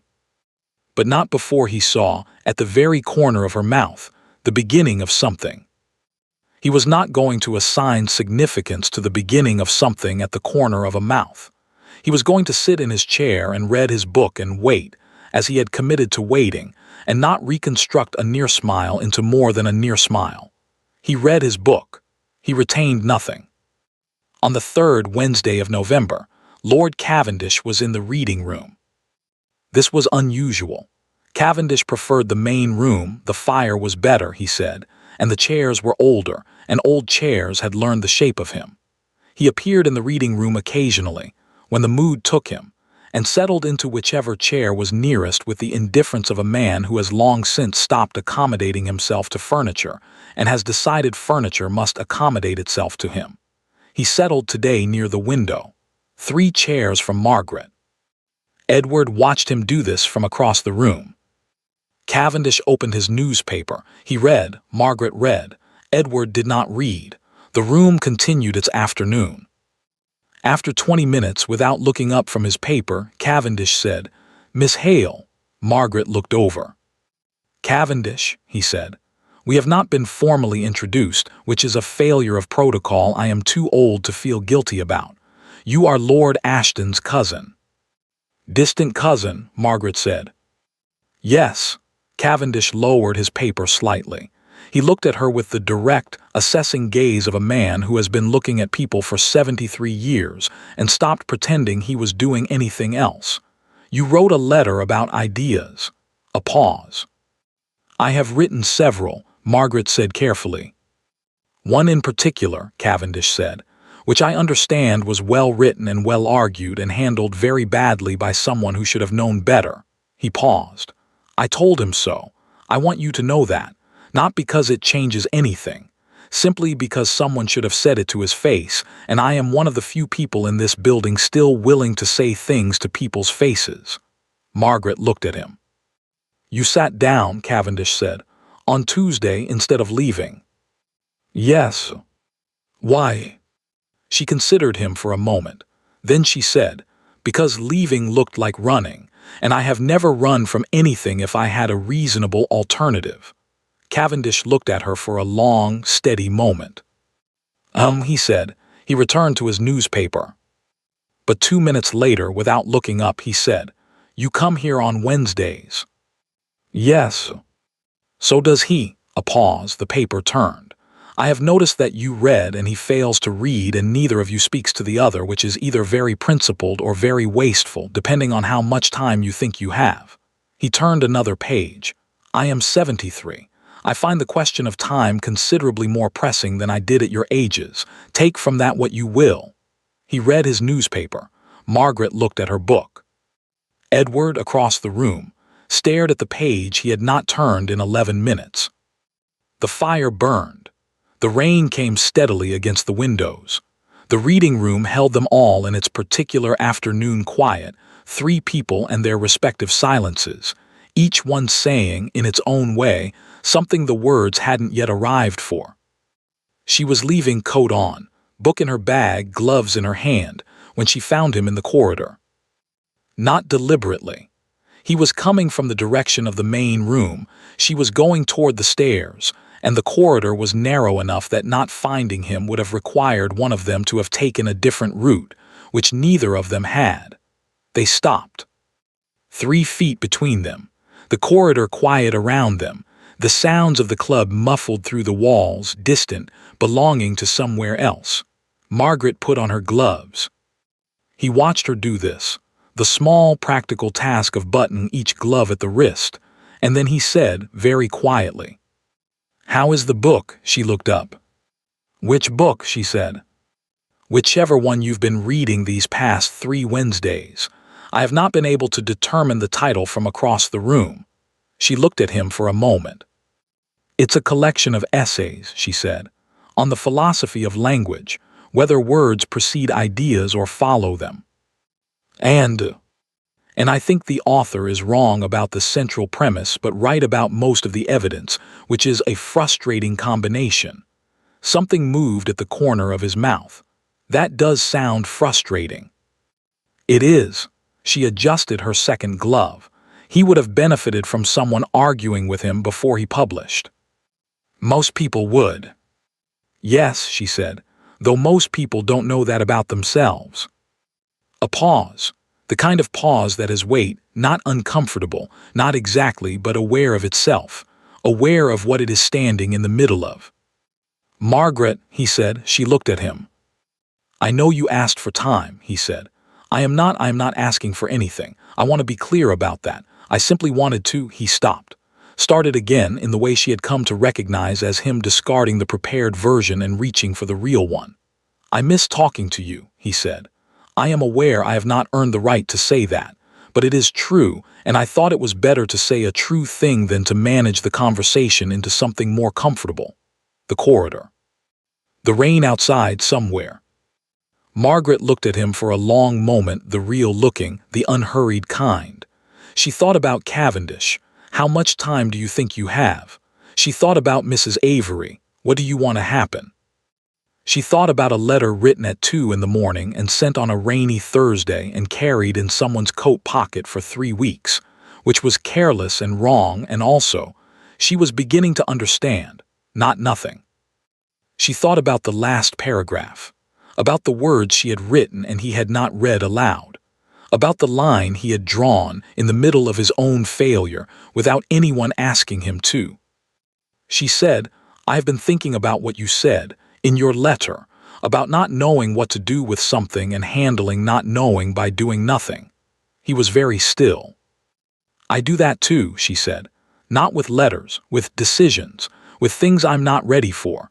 I make myself very busy with other things and I tell myself I am thinking, but I am mostly just waiting for the thing to resolve itself without requiring anything of me. She paused. It never does, of course, resolve itself, but the waiting feels safer than the alternative. Yes, he said, that is exactly what it feels like. They looked at each other. I am still angry, she said. I want to be honest about that. I am not, this is not me saying I am not angry. I know. But I am also, she stopped, looked at her gloves, looked back up. I am tired of not talking, she said. That is the most I can offer you at the present moment. I am tired of not talking and I think carefully, and not yet in the reading room where people watch, I think I might be willing to try again. Talking. He looked at her with the expression she had finally, after months of watching, learned to read correctly. The one that was not the Duke of Ashford expression, not the public face, but the one underneath, the one that appeared when he had stopped performing and started simply being, which was the face of a man who felt things considerably more than he let anyone see and was, very slowly and with great difficulty, beginning to let one person see. I would like that, he said, very much. Good, she said. She moved toward the stairs, then she stopped. Without turning, the essay collection, it is by a Professor Caldwell if you wanted to read it, so you have something to argue with me about. A pause behind her. Then, very quietly, as if the words had surprised him on the way out. I already have something to argue with you about. She almost smiled. She went down the stairs.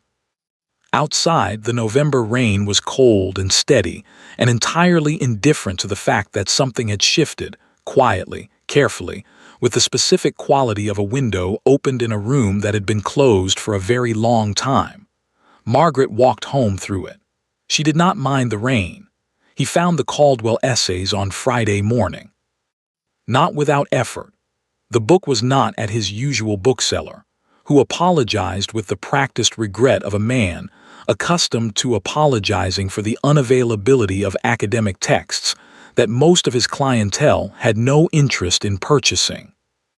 Edward tried 2 more shops before finding it at a small, cramped place on a side street near Holborn that smelled of damp paper and ambition, and had the particular atmosphere of a bookshop that had never quite decided whether it was a library or a shop, and had settled, comfortably, on being both. The proprietor knew the book immediately. Caldwell, yes, difficult man, interesting thinker, wrong about the central premise, he said, pulling it from a shelf without needing to look, which told Edward this was a book that people asked for rather than stumbled upon. So I've heard, Edward said. He read it that evening. All of it not in the efficient, scanning way he read parliamentary documents and correspondence, but properly, slowly, the way he had once read things before his life had filled up with things that required faster reading. He sat by the fire in his study with a glass he forgot to drink and turned pages with the focused attention of a man who is genuinely interested and is also, underneath the interest, preparing. Caldwell was wrong about the central premise. He was right about most of the evidence. It was a deeply frustrating combination. He found himself, at several points, forming arguments he wanted to say aloud, reaching the end of a paragraph and having an immediate response, and then having no one to give it to, which was a sensation he recognized from Lady Pemberton's literary afternoon, and from 6 months of conversations that had felt like the beginning of something and then stopped. He had become accustomed, over those 6 months, to having someone to give his arguments to. He had not realized until it stopped how accustomed he had become. He finished the book at midnight. He sat for a while with it closed in his lap. He thought about what she had said in the corridor. I am tired of not talking. The particular honesty of it, not forgiveness. She had been precise about that. Not yet and perhaps not for some time, but a willingness to begin again at something, carefully, which was more than he had expected and more than he had perhaps earned. He thought about I already have something to argue with you about. He had not planned to say that.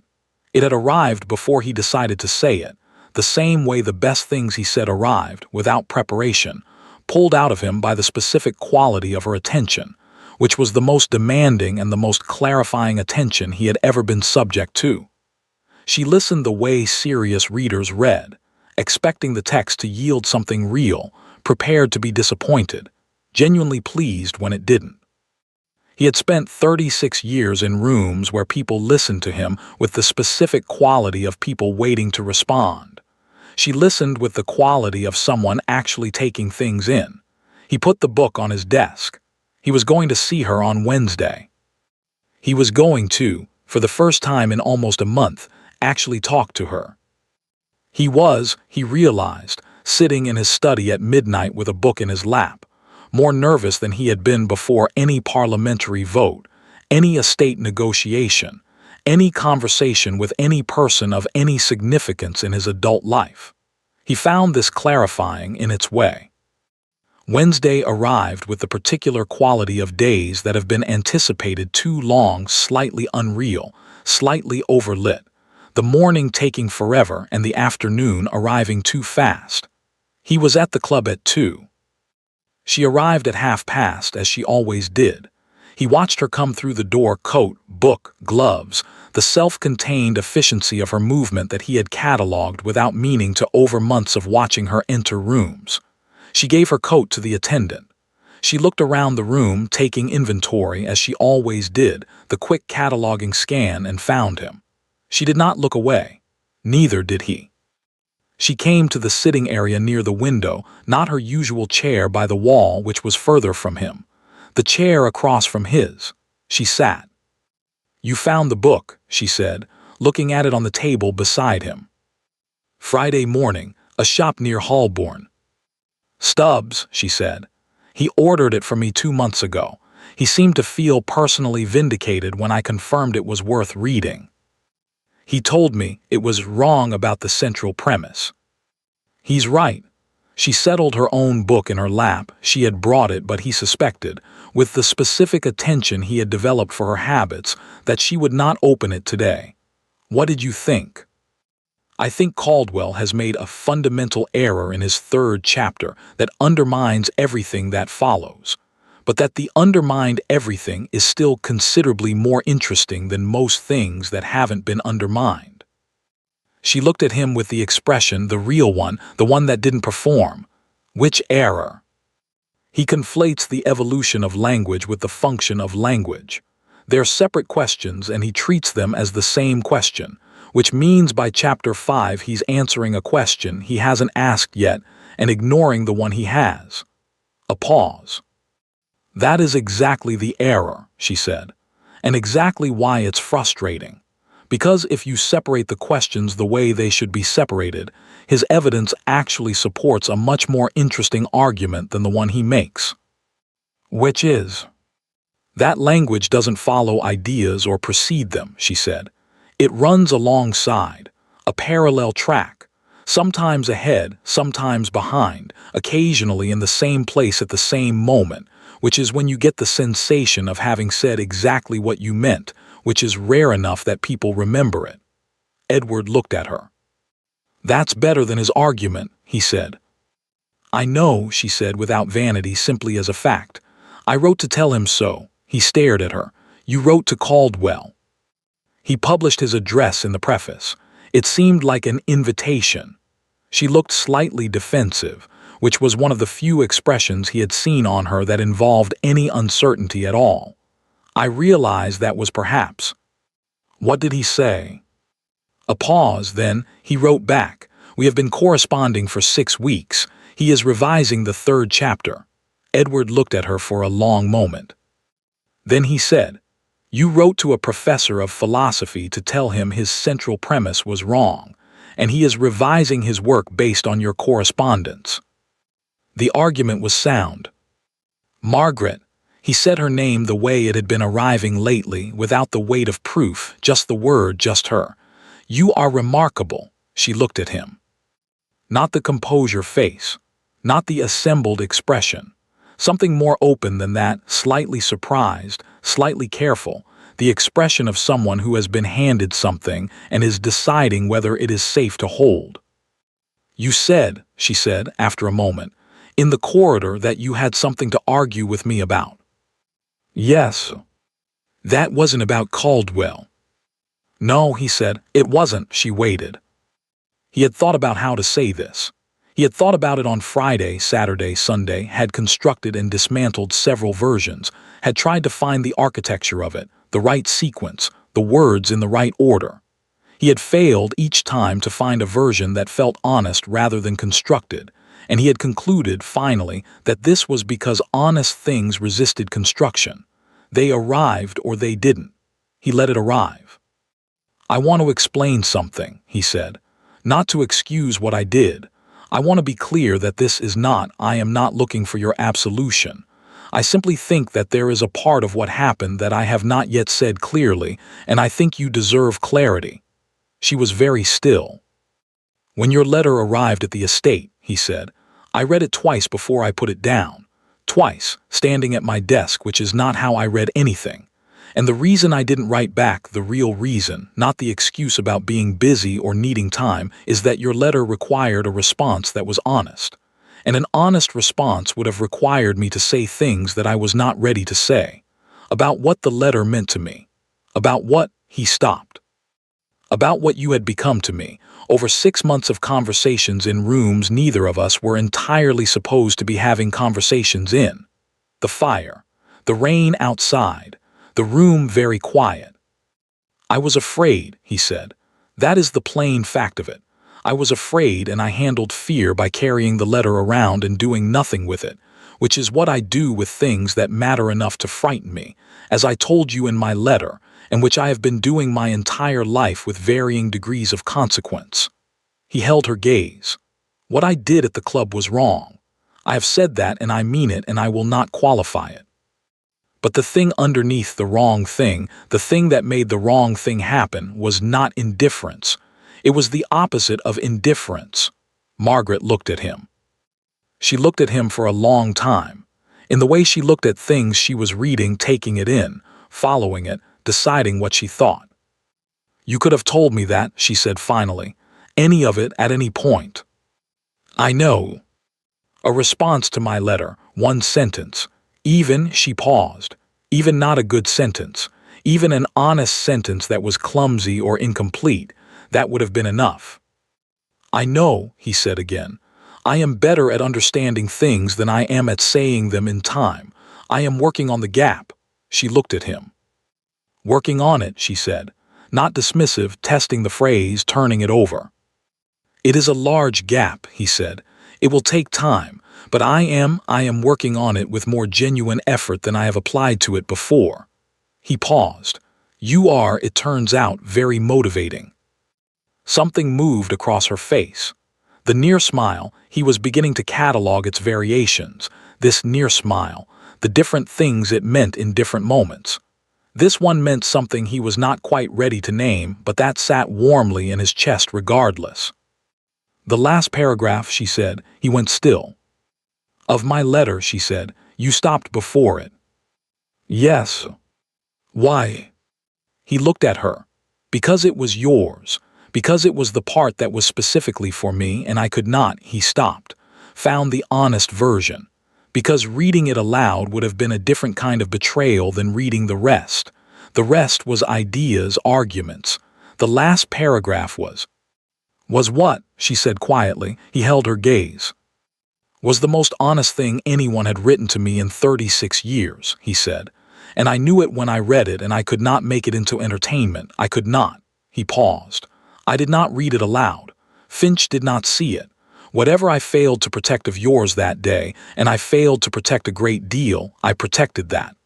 The room was very quiet. Margaret looked at her hands, then at the window, then back at him. I want to ask you something, she said.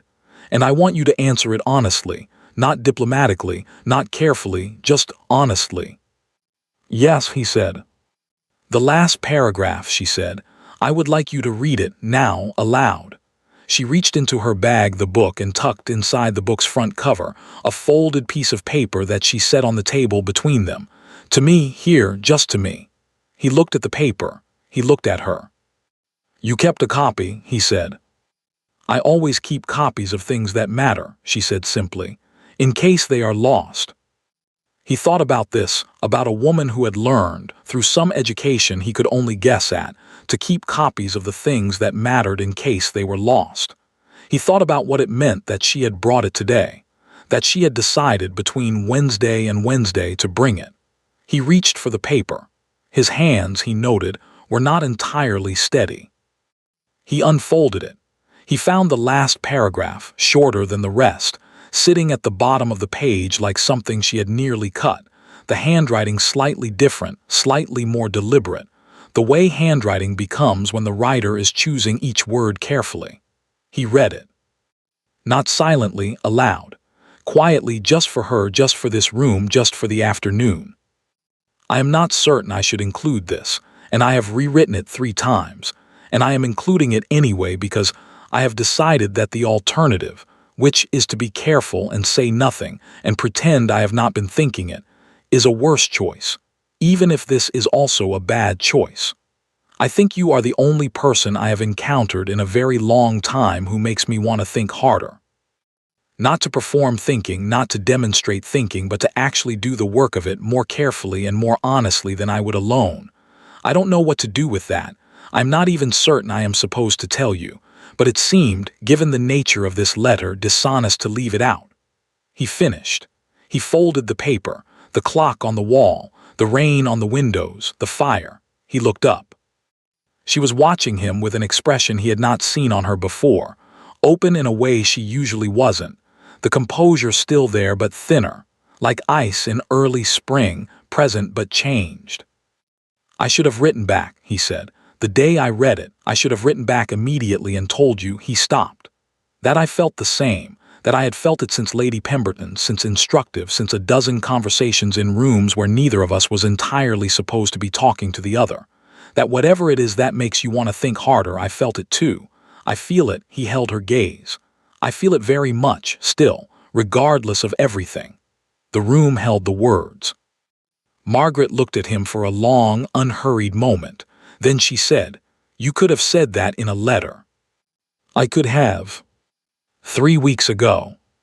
"Yes." "Instead you carried it around and said nothing, and then read the other parts to Finch." "Yes," he said, and the word landed exactly as it always landed, flat and unmitigated, because he was not going to cushion it. A pause. "You are," Margaret said very carefully, "an extraordinarily frustrating person." "I know." "You are also," she stopped, looked at her hands, made a decision he could see her making, the small shift of someone choosing honesty over protection. "You are the only person in this city who argues with me because he wants to know if he's wrong," she said. "Not to win, not to impress, because he actually wants to know, and that is," she paused, "that is not a small thing to me. I want you to understand that it is not a small thing." He was quiet for a moment. "It is not a small thing to me either," he said. "What you are, what talking to you is." He held her gaze. "I am sorry it took me so long to say it in a room rather than a pocket." She almost laughed, not quite, but almost, the near laugh that was the cousin of the near smile, the sound that arrived before she caught it. "In a pocket," she said. "It is where the letter lived for 3 weeks. I thought it deserved an acknowledgement." This time she did laugh, brief, small, real. The surprised kind startled out of her that he had catalogued as the most honest sound she made. It changed the room. Not dramatically, not with any ceremony. Simply, the thing that had been sitting between them for a month, the careful distance, the Wednesday silences, it shifted. Didn't disappear. Wouldn't disappear entirely for some time yet, he suspected, because she was not a woman who forgot things or pretended they hadn't happened, and he would not want her to be. But it shifted, made room for something else to coexist with it. "Professor Caldwell," she said, after a moment, returning to the surface of things in the way that people return to the surface, when something underwater has been acknowledged and doesn't need to be dwelt on yet. "Yes," he said, following her there, grateful for it. "His 3rd chapter. I think if you read my letters to him, I have copies, you will see where the revision needs to go. But I suspect you will disagree with my 3rd point." Why? Because my third point requires accepting that language can mean something the speaker didn't intend, and you have always seemed to me like someone who believes intention is primary. He looked at her. I have been reconsidering, he said, the primacy of intention. She held his gaze. Good, she said, so have I. Outside, November went about its business. The rain continued, as it would continue for weeks, steady, gray, indifferent, the long London rain that doesn't hurry because it has nowhere to be. Inside the reading room, two people talked. Not carefully, not with the managed distance of the previous Wednesdays. Actually talked, argued about Caldwell, disputed the third point, found unexpected agreement on the fifth, disagreed about the conclusion with the specific energy of two people who are enjoying the disagreement more than they would enjoy agreement, who have found in each other the rare thing of a mind that makes the work of thinking feel less like work. They talked until the light changed and the room emptied and the attendant came quietly to tend the fire and gave them the specific look of a man who has been tending fires in this room for 15 years and knows what the room looks like when it is doing something important. Then Margaret gathered her book. She stood. She put on her coat. He stood with her. At the door she stopped. Edward, she said. He looked at her. She had not used his name before, not ever. Not in any of it. He felt it land with a weight that was entirely disproportionate to one word and entirely appropriate to this particular word in this particular voice. Yes, he said. Next Wednesday, she said, not a question. Next Wednesday, he said. She nodded once, she left. He stood in the doorway of the reading room for a moment, in the club that bore his family's name, in the city he had lived in for 36 years, and thought that the room looked different than it had an hour ago. It was the same room. He was not the same man. He went home through the November rain and sat at his desk, and for the first time in 36 years, wrote a letter that said exactly what he meant on the first attempt, without revision, without postponement, without putting it in his pocket. He sent it before he slept. Margaret's perspective, the letter arrived on Thursday morning, not from Edward. This one was from Finch. She knew before she opened it that it was not good news. Finch did not write social letters. His writing to her meant he had information he had decided she should have. She opened it, she read it once, she sat very still, then she read it again, 3 facts. The first, in the weeks following the Tuesday, Finch had told people a version of events that was not false but shaped. The word he had used was presumptuous. A presumptuous woman who had written an unsolicited letter to a duke and then performed wounded dignity when it was received with appropriate skepticism. Not a victim, a social climber who had overreached. He had said this to 5 people. He named them. The second, he was telling her because he had reconsidered. Not from virtue, she would not believe that, and he wasn't going to insult her intelligence by claiming it. But because he had watched her over 3 Wednesdays and understood he had misjudged her. The third, 2 of the 5 people he had told were Lady Harcastle and Mrs. Dorset, which meant the version of Margaret Hale as presumptuous overreacher was, by now, in enough drawing rooms to have become a texture in the air. Not a scandal, something quieter and more corrosive than scandal, a consensus. She put the letter down. She stood at the window and looked at the London street below and let herself understand the shape of it. She was not surprised. She had known, somewhere underneath everything else, that the Tuesday was not finished. She had simply been too absorbed in Wednesdays to look for the ripple she hadn't yet seen. She thought about the 5 names. She thought about what presumptuous meant, spreading quietly through the rooms she moved in, a fractional lowering of warmth in greetings, a slight adjustment in how her name landed. She thought about Lord Ashton, who had been kind and did not deserve complications. She thought about Edward. The story Finch had seeded was not designed to ruin her. It was designed to make Edward look foolish for finding her interesting, to reframe his attention as credulity rather than judgment.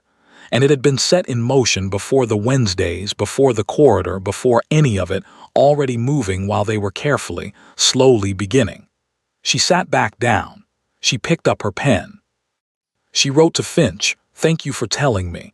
I will not pretend I am not angry at what you did then and at the fact that you are telling me now rather than sooner. But I appreciate the honesty. I would like to meet. M.H." She wrote to Mrs. Avery, "Something has happened. I am not undone. But I need someone to think alongside. Write quickly. Your Margaret." She did not write to Edward. Not yet. She needed to understand more before she knew what to tell him. And she needed, this was harder to admit, to handle some portion of this herself. Not because she didn't trust him. Because she was Margaret Hale, and she had been handling things herself long enough that the habit was structural, and there was a part of her that needed to know she could do this alone before she decided what it meant to do things together. She put on her coat, she went out, she had people to see. He heard on Friday. From Bertram, who heard from his mother, who had been at Lady Harcastle's Thursday afternoon and registered something wrong in how Margaret's name landed. Bertram came to Edward's house. He told him everything he had. Edward listened without interrupting. When Bertram finished, the room was quiet. "Finch," Edward said. "Almost certainly. The word presumptuous is chosen. Someone put it in the right mouths deliberately." Edward sat very still. He thought about Margaret, about her words in someone else's voice, and then the chair, and then the Wednesdays, and then the corridor, and then yesterday, sitting across from him and talking about Caldwell, and underneath all of it this, moving through her rooms while they were carefully beginning. He felt a cold, clean anger. "Where is Finch?" he said. "Edward," Bertram looked at him carefully. "She is the one this happened to. The question is what she wants to do about it, not what you want to do about Finch." Edward was quiet. He thought about everything he knew about Margaret Hale. The chair. Caldwell. "I have never run from anything if I had a reasonable alternative." "She already knows," he said. Bertram looked at him. "How?" "Because she watches rooms more carefully than anyone I have ever met, and Finch has been moving toward telling her since the reading room." He paused. "She's deciding what to do." "And you?" "I'm going to wait," Edward said, "until she tells me what she needs, and then I'm going to do exactly that, nothing more, nothing less." Bertram stared at him. "That is entirely out of character." "I know," Edward said. "I'm working on the gap." She met Finch at a coffee house near the Strand on Saturday. He was there before her, looking like a man who hadn't slept, which she felt was appropriate. He told her everything. 20 minutes, no interruptions, 3 precise questions from her that he answered directly. When he finished, she sat with it. "Why did you do it?" she said, "originally?" He looked at his coffee. "Because I have watched women understand something real about Wentworth and write it down and give it to him for 15 years. And he carries it around and does nothing, and they are hurt, and he is unchanged. I decided I was doing him a favor by removing the possibility before it became painful." He paused. "I was wrong. I underestimated you, and I underestimated what you did to him, and I made a decision that wasn't mine to make." "He is not unchanged," Margaret said. It came out more certain than she expected. "No," Finch agreed, "he is not." She looked at the street outside. She thought about what she had and didn't have. Lord Ashton, decent and embarrassed. Cavendish, 73 years of rooms and the specific gravity that came with them. Mrs. Alcott, kind and well-connected, her own mind. And Edward, not as a weapon or a shield, but as someone who would do what she asked and nothing more and nothing less. She looked back at Finch. "I need you to do something." "Yes," he said without asking what. "Go back to the 5 people. Don't retract. Retracting creates its own story. Add to it. Contextualize. You told them I was presumptuous. Now tell them you reconsidered the word. That what you observed was not presumption but precision. That Miss Hale wrote a precise letter about a precise topic to a man she had precise conversations with, and that the failure was not the letters but the readers." Finch looked at her. "You want me to correct the record without it looking like a correction?" "I want you to tell the truth," she said. "A fuller version of it, which you should have done from the beginning." "And Wentworth?" "I will speak to him, in my own time." He knows, Finch said. Bertram Alcott's mother was at Harcastle's. I know, Margaret said. He will wait. Finch looked at her steadily. You sound very certain of that. I am, she said, and she was. She went to Cavendish on Monday. He received her in his library and did not offer tea immediately, which she respected. He looked at the Caldwell book she'd brought. He looked at her. Tell me what happened, he said. From the beginning, just the facts. She told him. He listened without moving. When she finished, he was quiet for a moment. He named the two women who mattered, correctly without being told. Lady Harcastle doesn't update assessments on the basis of new information, he said. She updates them on the basis of what she sees. You cannot tell her something and have her believe it. You have to show her something and let her conclude it herself. I know, Margaret said. I am hosting a dinner in 3 weeks. I would like you to attend as my guest. Not Ashton's. Mine. He looked at her. The people there will want to understand why you are there. You will answer them as you answer questions. And Wentworth will be there because he always comes to my dinners, and whatever he does in that room will be its own answer. You are being very kind, she said. I am being extremely self-interested. I find most people in this city insufferably dull. He picked up the Caldwell book. I will have notes. I look forward to arguing with them, she said. Good, he said. So do I. She went home. She sat at her desk. She wrote to Edward. Dear Edward, I know that you know. I know you have been waiting since Friday, and I appreciate it more than I have words for, which is saying something. I have been managing something this week, and I am nearly finished. There are things I want to tell you in person, not in the reading room. Somewhere neither of us is performing anything. If you know somewhere like that, will you tell me? She posted it herself. She did not wait 3 weeks for the answer. The letter arrived Tuesday morning. He read it once standing. Then he sat down, which was not how he processed correspondence. He picked up his pen. He wrote 7 words, the park. Wednesday at 3, I'll be there. Then, after a moment, 3 more, thank you for writing. He sent it before he could reconsider the phrasing. The park. Wednesday at 3. Nearly empty. Bare trees, white sky, cold air. Margaret arrived first and found a bench sheltered from the wind. She sat. She was wearing her warmest coat and her mother's scarf, which she wore on days when she needed something old and warm and hers. She heard his footsteps before she saw him. He came around the hedge line and stopped when he saw her, not surprised, more the quality of someone who has been moving toward a thing and has now arrived. He came to the bench. He sat beside her.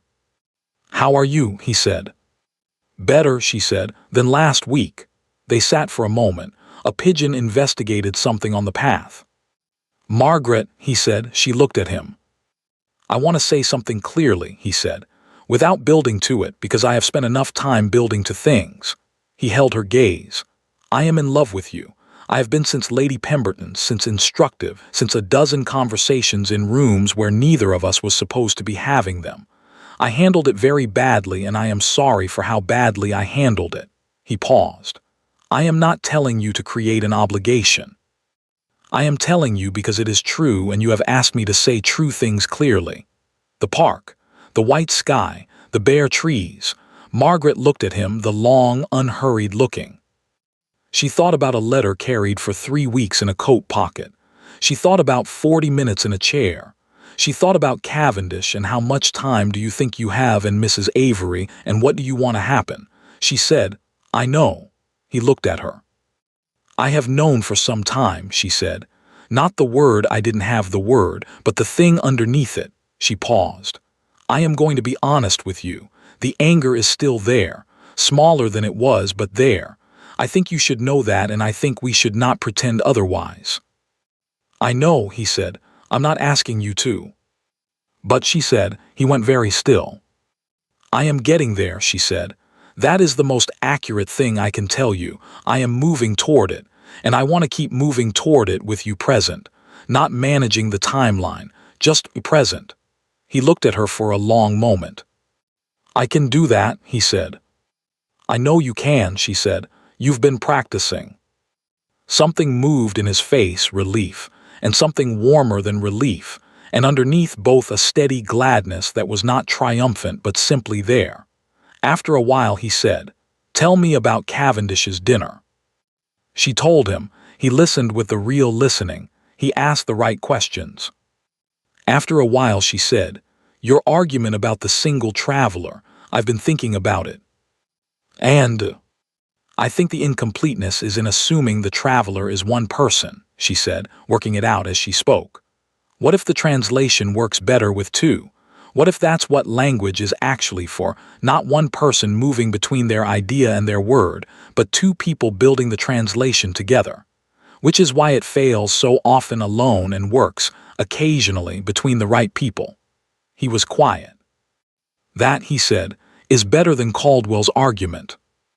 "I know. And better than mine." "Yes, though yours is what made it possible." He looked at her. She almost smiled. He almost smiled back.